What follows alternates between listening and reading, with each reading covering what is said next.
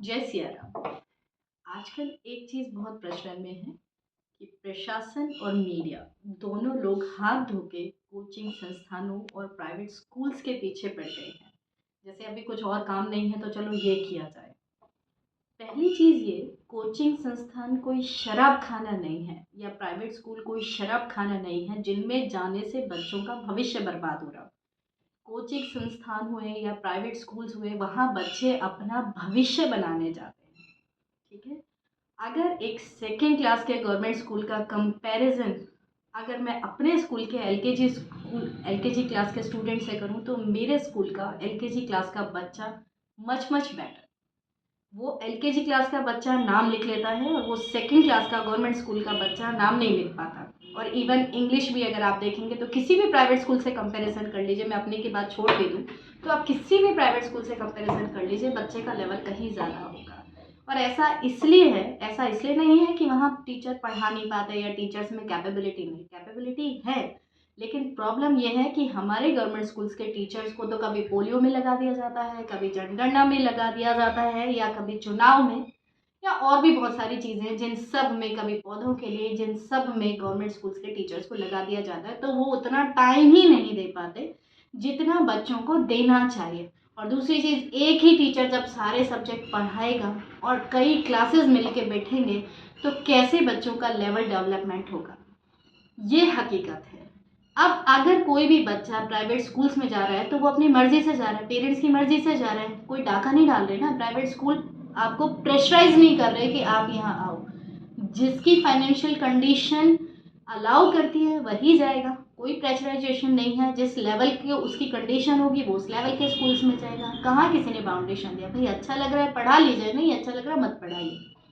यही चीज़ कोचिंग संस्थानों पे भी है। इस साल का मैंने फिजिक्स का और मैथ्स का पेपर देखा, 12th लेवल का जो था। दोनों पेपर आईआईटी लेवल थे। तो जब पेपर आईआईटी लेवल था तो क्या गवर्नमेंट स्कूल्स में और प्राइवेट स्कूल्स में भी आईआईटी लेवल का सिलेबस पढ़ाया गया था?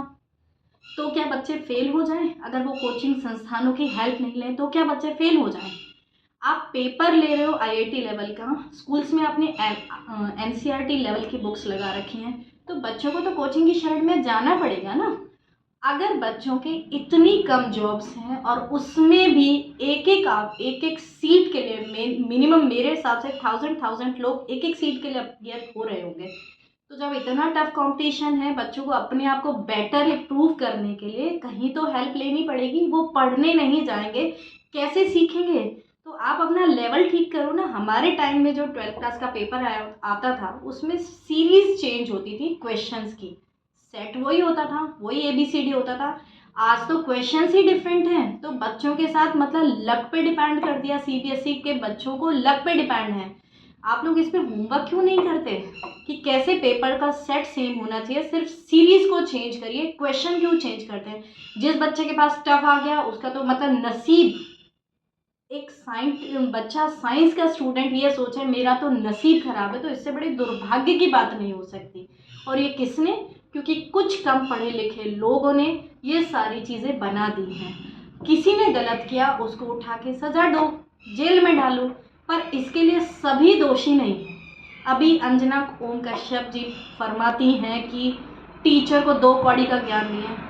मैडम आप अपने आप को क्लियर कर लीजिए। किसी कोचिंग संस्थान या किसी स्कूल में बने रहने के लिए इतना सारा होमवर्क डेली करना पड़ता है, इतनी थीसिस करनी पड़ती हैं। और ये आजकल के फेसबुक यूट्यूब वाले बच्चे हैं जो सेकंड्स में आपकी गलती पकड़ लेते हैं। अगर फिर भी ऐसी संस्थानों में हज़ारों की संख्या में बच्चे जा रहे हैं तो आप समझ लीजिए उन टीचर्स का लेवल क्या होगा, उन स्कूल्स का लेवल क्या होगा।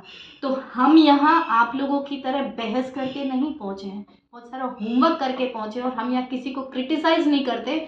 जो सिलेबस गवर्नमेंट ने निर्धारित किया है उसको पढ़ने में हम बच्चों की हेल्प करते हैं। और अगर हम भी बच्चों की हेल्प नहीं करें ना, एक एनटीए एग्ज़ाम, एक नीट का एग्ज़ाम फेल होने पे अब तक शायद 4 बच्चे सुसाइड कर चुके हैं। आप सोच लीजिए अगर कोचिंग संस्थान और प्राइवेट स्कूल्स नहीं हो तो कितने बच्चे सुसाइड करेंगे। तो ज़रूरत है सिस्टम सुधारने की, अपने सिस्टम की खामियों को दूर करिए, किसी और पे एलिगेशन मत लगाइए, सभी अपना काम करें। अगर आपको बंद करने तो शराब खाने बंद करिए, हर 10 कदम पे शराब खाने खुले हों, उनको बंद करिए, जिससे देश का यूथ बर्बाद हो रहा है, मिसगाइड हो रहा है। आप तंबाकू बंद करिए, वो सब चीज़ें आप बंद नहीं कर पाते, और जहाँ शिक्षा का ज्ञान दिया जाता है जो मंदिर के समान है, उन पे आप नए नए तरीके अपनाते हो, जिससे वो आपको क्या फ़र्क पड़ रहा है। अगर बच्चे शिक्षक दे रहे, मुझे ये समझ नहीं आता है, बच्चे अगर शिक्षा ग्रहण कर रहे हैं उसमें किसी का क्या बिगड़ रहा है। लोग सीख रहे हैं ना, ज्ञान तो कहीं से भी मिल जाए। उस ज्ञान को ऐसा भी हो सकता है पेरेंट्स बच्चों के शिक्षित नहीं है तो कहाँ जाएंगे। स्कूल्स में भी इतना नहीं पढ़ाया जाता, चाहे प्राइवेट स्कूल हो या गवर्नमेंट स्कूल्स हो, उस लेवल का नहीं पढ़ाया जाता जो किसी भी कंपटीशन लेवल में आएगा। तो बच्चे तो कोचिंग की सहायता लेंगे। प्रैक्टिकल होके सोचिए मैम, ज्ञान देना बहुत आसान है। अपने आप को क्लियर करिए, और शिक्षकों को की बुराई बाद में करना। आप भी यहाँ तक पहुँची हैं, शिक्षकों की बदौलत पहुँची हैं। तो शिक्षक को नीचा गिराने नहीं, शिक्षक का स्तर ऊंचा करने की ज़रूरत है। कोरोना टाइम में मैंने माननीय प्रधानमंत्री का वक्तव्य, जो पहला वक्तव्य उनका आया था, वो मैंने सुना। उन्होंने सबको कहा कि सबके लिए, इवन केबल टीवी वाले का भी जिक्र किया कि केबल टीवी वाला किस लेवल से आप तक टीवी पहुंचा रहा है, लेकिन उन्होंने शिक्षक का जिक्र नहीं किया। क्यों? ये लेवल है हम शिक्षकों का।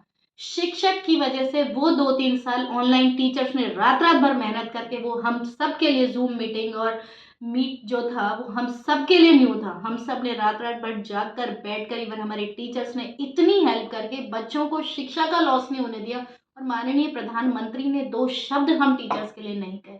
ये लेवल है टीचर्स का। तो शिक्षकों का लेवल सुधारने की ज़रूरत है। बहुत आसान होता है किसी पे एलिगेशन लगाना। आप अपने बच्चे को 1 घंटे बैठ के नहीं पढ़ा सकते, और शिक्षक आपके बच्चों को 5 या 6 घंटे पढ़ाता भी है और सिखाता भी है, और फिर भी ये मेंटलिटी शिक्षक के लिए, लोगों की ये मेंटलिटी बदलनी चाहिए। इन्हीं शब्दों के साथ जय सिया राम।